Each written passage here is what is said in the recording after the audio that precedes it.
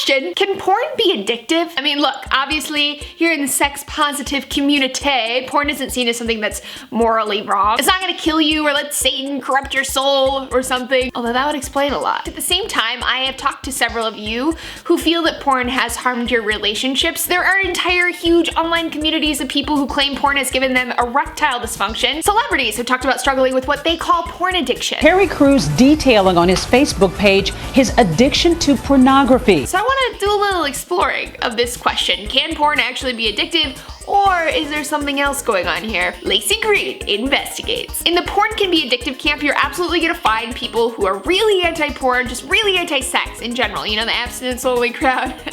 Them. But you're also gonna find some people who claim that porn has desensitized them to real-life sexual experiences, and that cutting porn out, aka rebooting, has helped to solve some of their sexual woes. I found Playboy magazines when I was 8, and I continued my internet porn use all through high school and into college, and it took several years for me to hit the wall and hit rock bottom with porn-induced ED. That didn't happen until I started using tube sites that mimic YouTube. I would have multiple tabs open at the same time, watching compilation videos where the scene would change every second. Bam, bam, bam. I was definitely addicted to porn. I used it for the first time when, it's kind of hard to pinpoint the exact age, but I think I was around 11 and I was on a video game website. It was just a pop-up ad and it featured simulated rape pornography. I didn't really know what was going on, but I did know that I liked the image of the girl on the screen and I wanted to see more of it. Whenever I was 19, by that point, porn just completely distorted my sexuality to the point where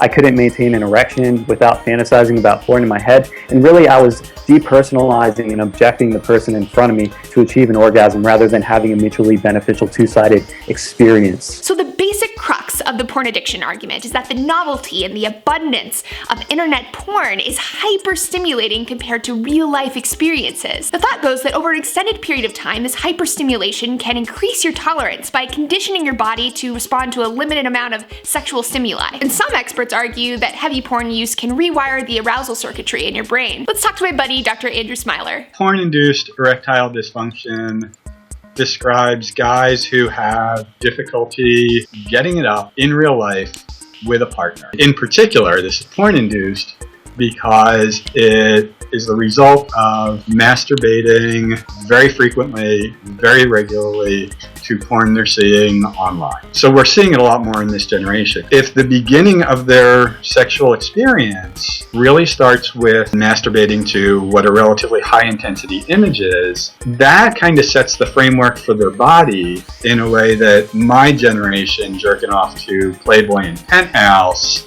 didn't really have. But is what Dr. Smiler's talking about the same thing as addiction? It depends a lot on how you define addiction. My training with the word addiction, there's a clear need to use that is biologically driven, and people can't get through the day without their substance. Porn doesn't do that to people. Porn doesn't change the physiology throughout the body. It certainly changes neural circuitry, or masturbating to porn on a regular basis changes the neural circuitry.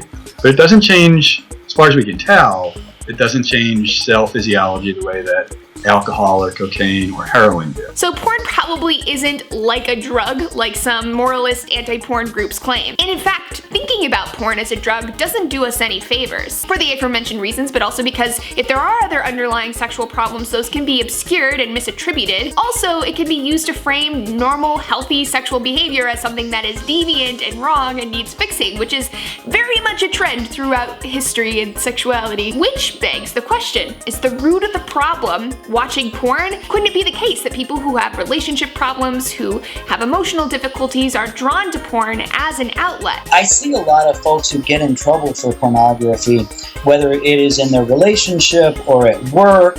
It is almost always a symptom of something else. The thing is that men especially don't have a lot of freedom in our society to talk about those negative emotions, and when we find something that works for dealing with those emotions, we use it too much. That's what happens with pornography. So here's my 2 cents. There's truth in all of these statements. Most people can use porn in a healthy way, and it's not gonna be a problem. It's not a big deal. But there are some people who maybe have some sort of personality traits or other disposition to having some porn-related side effects. And sometimes the best language that people have to describe this experience they're having is addiction, even if that isn't the most medically accurate word. And the root cause of these side effects is gonna vary based on the person. Don't you love sexuality studies? Never any straightforward answers. Here's some takeaways. While there may be other ethical issues with porn, which I'm gonna explore in a separate video, I think it warrants its own discussion. If you do watch porn, just like everything else in life, it's best to consume in moderation. Now, researchers don't agree on what quantity is moderate, but pretty much everyone that I've talked to says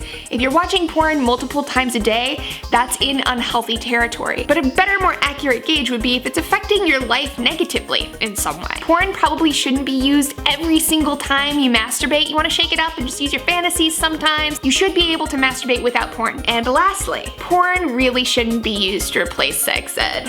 And yet, porn is sex ed for so many kids because we don't give them anywhere else to turn. Of course, that's not porn's fault, that is society's fault. If we had better sex ed, we could better address some of these issues head on and avoid some of these problems. Okay, babes, those are my thoughts. I want to know your thoughts. This is a really complex, interesting topic. Thank you to my guests who were amazing resources. I love y'all so much, and I will see you next time. Mwah.